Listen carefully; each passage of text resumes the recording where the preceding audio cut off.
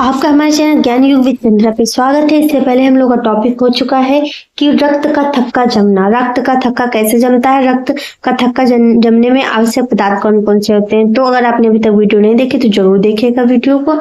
और आज हम लोग समझेंगे रक्त समूह, ब्लड ग्रुप। और इससे पहले ब्लड टॉपिक हम लोगों ने पढ़ा था, ब्लड टॉपिक के बाद पढ़ा था रक्त का थक्का जमना। उसके बाद अब हम लोग पढ़ रहे हैं ब्लड ग्रुप। ठीक है, तो टॉपिक को शुरू करते हैं।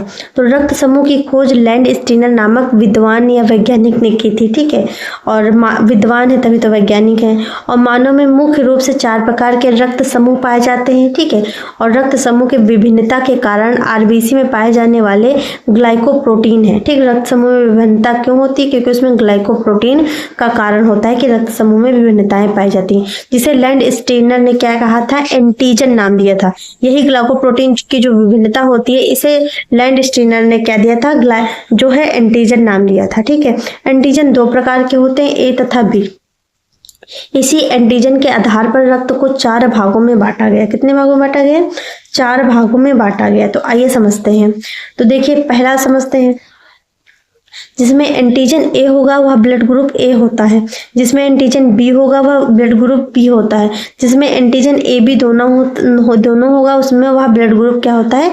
ए बी होता है। ठीक है, वह ब्लड ग्रुप ए बी होता है। ठीक है, और जिसमें देखिए नोट, एंटीजन एब्सेंट होगा वह ब्लड ग्रुप क्या होता है? ओ होता है। यही जो ब्लड ग्रुप होता है इसे दाता ब्लड ग्रुप कहा गया है, क्योंकि सारे ब्लड ग्रुप को क्या होता है? ब्लड दे सकता है। ठीक है, सारे ब्लड ग्रुप को क्या करता है? ब्लड दे सकता है।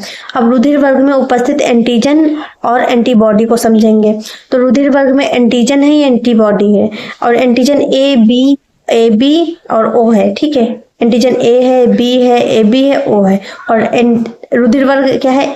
रुधिर वर्ग ए है, बी है, ए बी है, ओ है। ठीक है, और एंटीजन जो हो गया ए है, बी है, ए बी है, नील हो गया यहाँ पे, मतलब कोई एंटीजन नहीं है। तो इसमें देखिए आपका एंटीबॉडी, इसमें ए होगा, ए रुधिर वर्ग होगा, एंटीजन ए होगा, उसकी जो एंटीबॉडी होगी वो बी होगी। और इसमें बी और बी होगा, रुधिर वर्ग बी होगा, एंटीजन बी होगा, उसमें एंटीबॉडी क्या होगी? ए होगी। और जिसमें ए बी रुधिर वर्ग होगा, एंटीजन भी होगा, उसमें एंटीबॉडी क्या होगी? नील होगी, नहीं होगी। और जिसमें रुधिर वर्ग ओ होगा उसमें एंटीजन नील होगा और उसकी एंटीबॉडी क्या होती है? ए बी होती है। एंटीबॉडी क्या होती है उसकी? ए बी होती है। अब RH फैक्टर को समझते हैं। तो इसकी खोज 1940 में लैंड स्टीनर तथा बीनर ने की थी। और यह एक विशेष प्रकार का एंटीजन होता है जिसे सबसे पहले रीसस नामक बंदर में देखा गया था। और इसी वजह से इसे देखिए RH कहते हैं। क्या कहते हैं? RH फैक्टर कहा जाता है। ठीक है, RH फैक्टर कहा जाता है।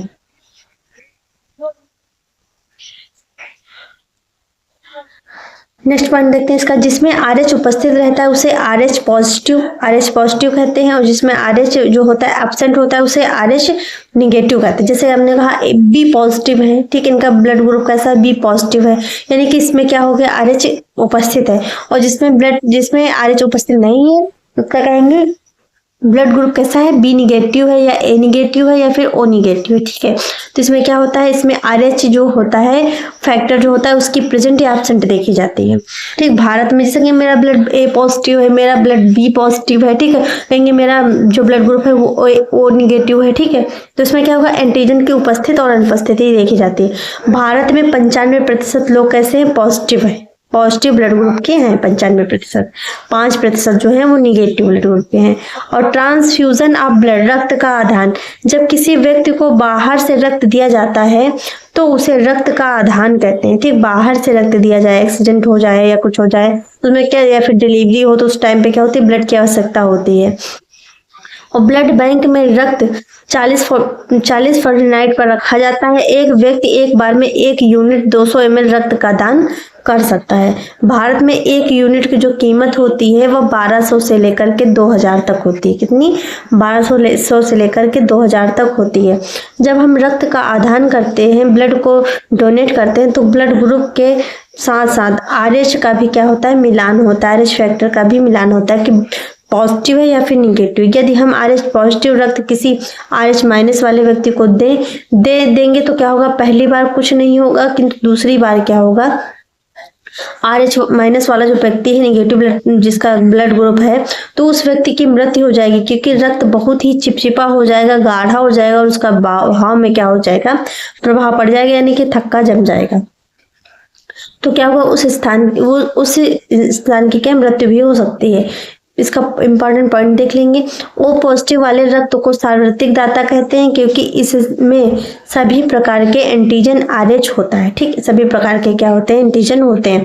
इसी वजह से इसे क्या कहते हैं, इसे जो पॉजिटिव वाला होता है उसको कहते हैं सार्वत्रिक दाता। वो सभी को क्या करता है, ब्लड दे सकता है। ठीक, सभी को क्या करेगा, ब्लड दे सकता है। तो वह सभी को ब्लड दे सकता है। तो इस वीडियो में हम लोगों ने इतनी जानकारी समझी। नेक्स्ट वीडियो में हम लोग देखेंगे कि किस ब्लड ग्रुप के जो माता पिता होते हैं उनकी संतान किस प्रकार की होती है, किस ब्लड ग्रुप की होती हैं। तो वीडियो को जरूर पूरा देखिएगा। Thanks for watching.